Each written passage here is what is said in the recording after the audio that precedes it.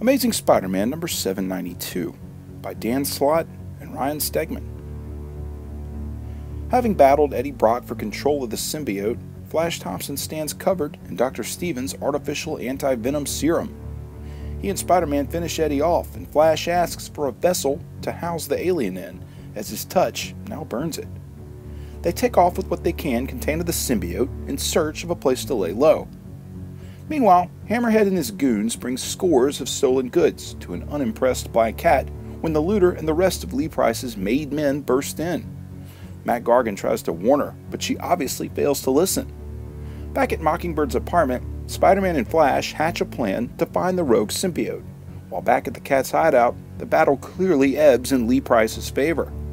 He converts Hammerhead, later using him to return Mac to his former Scorpion status, before Felicia squares off with Lee, mano y womano. At Alchemax, Dr. Steven dissolves the webbing that's wrapped around Eddie. He leaves on foot to find the alien, but the connection between them is severed. He can't feel it at all. Back at Bobby Morse's apartment, Spidey tinkers with a contraption that, thanks to Flash, retrieving a tiny part of the alien, acts as a symbiote compass. Pete's phone, mask, rings and he sends it straight to voicemail, missing a message from Betty warning him from missing any more work. High above the city, Spider-Man and Flash Thompson swing while following the signal. Finally, they get a hit, and the search brings them right to the Black Cat's lair. Without hesitating, Spidey and Flash explode through an air duct and into an ambush. As they stand face to face with Felicia and her newly venomized gang, they clearly have their hands full.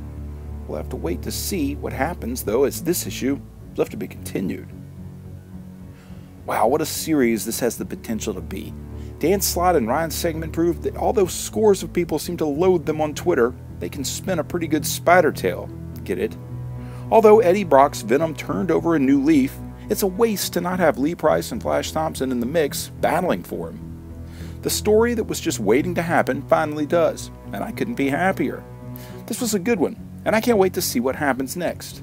I give this one a 9 out of 10. If you like this video, there's hundreds more like it, spanning several current and classic story arcs. Click the boxes here for more playlists.